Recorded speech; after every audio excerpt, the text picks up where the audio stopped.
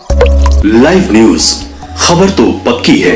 नमस्कार, मैं शंभू कुमार, आप देखें लाइव 24 न्यूज़। मेरे साथ आज लोक जनशक्ति पार्टी के प्रदेश महासचिव बिहार के संजीव श्रीवास्तव जी जुड़ेंगे। हम इनसे बात करेंगे। सबसे पहले आपको बधाई कि आपने 5 सीट पर 5 सांसद आप जीत करके आए। कहाँ जहाँ बिहार को धन्यवाद दूंगा 100/100 नंबर देने के क्या और उसके बाद अपोजिशन को धन्यवाद दूंगा जिसने ईवीएम को बदनाम नहीं किया। और इस बार एक बार कोई भी ये नहीं बोले कि ईवीएम की वजह से हमारी हार या जीत हुई, इस तरह की बात नहीं बोले।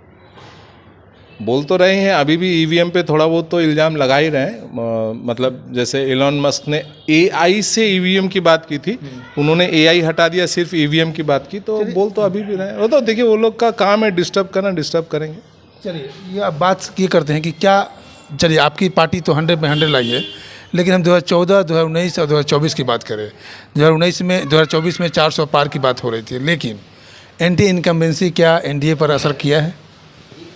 मैं ये बताऊंगा, एंटी इनकम्बेंसी नहीं था, एंटी इनकम्बेंसी नहीं था, और लोगों के अंदर एक अलग ऑप्शन की भी कोई ख्वाहिश नहीं थी। और अब मैं पुरानी बात भी नहीं करूंगा, बल्कि मैं जनता को ये संदेश देना चाहूँगा कि आगे जो होने वाला है वो बहुत खतरनाक है। देखिए, चुनाव ये लोग किस मुद्दे पे जीते हैं कि संविधान बदल देंगे, आरक्षण, हर झूठ को फैलाया गया।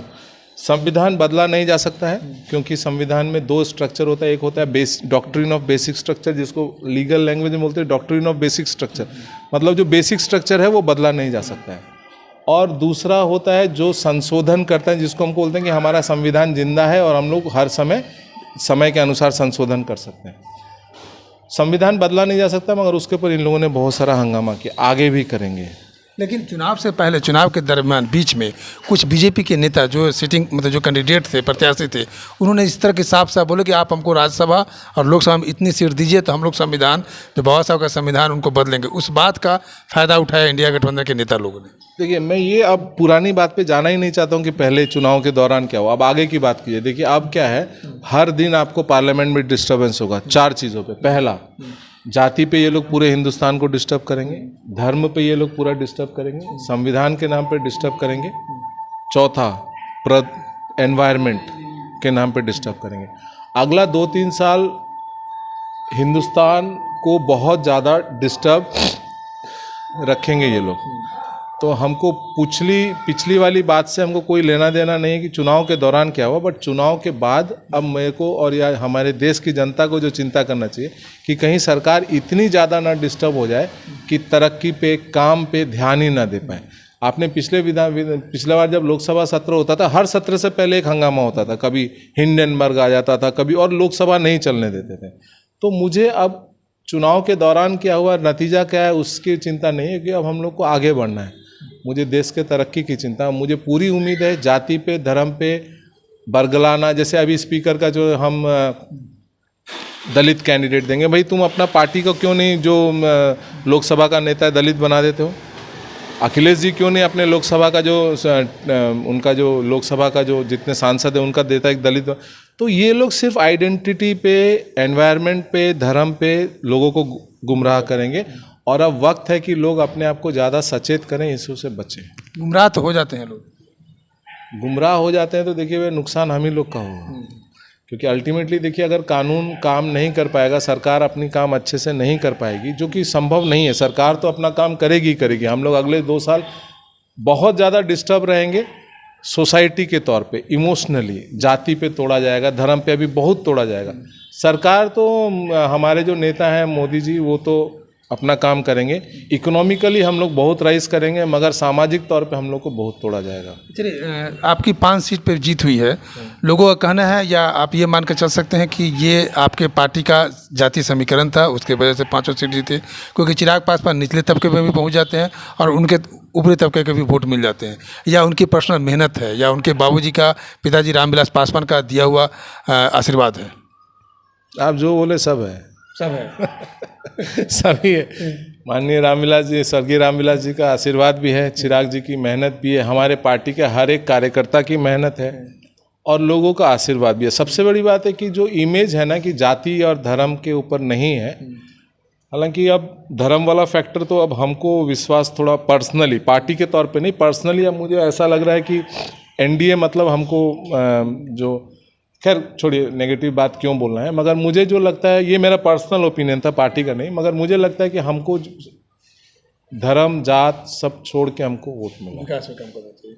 क्या चिराग पासवान एनडीए के लिए नीतीश कुमार भविष्य में बनने जा रहे हैं? देखिए एक चीज़ है कि नीतीश जी का जो भी उनका था, उनके अंदर जो भी कैपेसिटी थी, उसके हिसाब से उन्होंने काफ़ी अच्छा काम किया। शुरू का तो पहला 5 साल तो बहुत ही अच्छा था, फिर बाद में क्या हुआ क्या नहीं हुआ वो लंबा डिस्कशन है, मगर मुझे लगता है कि हाँ, आज के दिन में जितने भी नेता हैं उसमें सबसे ज़्यादा प्रोस्पेक्ट जो है वो चिराग जी के अंदर दिखता है। बिहार के मुख्यमंत्री के तौर पे भी, क्योंकि नीतीश जी का भी उम्र हो ही रहा है ज़्यादा दिन, मतलब वर्किंग कंडीशन में तो बहुत ज़्यादा दिन मुझे नहीं लगता वो अपने आप को कर पाएंगे। दूसरा चीज़ क्या है कि अगर आप चुनाव के नतीजों को देखें तो हमारी एकमात्र पार्टी है जिसको 100/100 मिला, एनडीए को मेजॉरिटी मिली, दोनों ही फैक्टर हैं।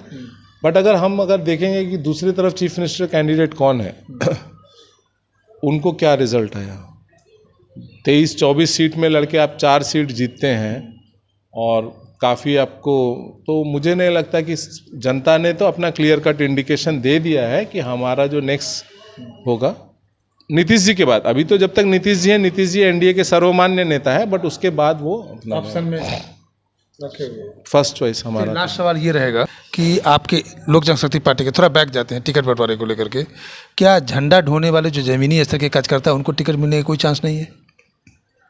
मैं ये अभी भी नहीं मानूंगा, उस समय भी नहीं माना था। आप देखिए हमारा जो भी टिकट बंटवारा हुआ, पता नहीं कहानी कहाँ से उड़ी कहाँ से नहीं उड़ी कि टिकट बेचा गया। मेरिट देखिए आप, वेरी स्मूथ नीट, बहुत सुंदर। दूसरा, जिस चीज़ पे देखिए, अब विपक्ष तो हम लोग पे हमला करेगा कि टिकट बेच दिया, टिकट बेच दिया। उन्होंने कभी ये नहीं सोचा शांभवी का आइडेंटिटी क्या है। अगर आप आइडेंटिटी की बात करते हैं तो शांभवी जी का भी तो आइडेंटिटी देखेंगे, वो किनकी बेटी है, किनकी बहू है, कितना सामाजिक एक मैसेज जो जाता है वो भी तो आप देखेंगे। तो वो सारी चीज़ें तो, दूसरा चीज़ है कि राजेश वर्मा हमारे जिलाध्यक्ष भागलपुर के, लेकिन वो शुरू से उतना एक्टिव नहीं थे। किसने बोला आपको एक्टिव नहीं? बिजली वाले आंदोलन में मुझे लगता है सबसे ज़्यादा उन्होंने मेहनत किया था। वो तो पार्टी चलाने के लिए खुद जिला। वीणा देवी बता देते हैं।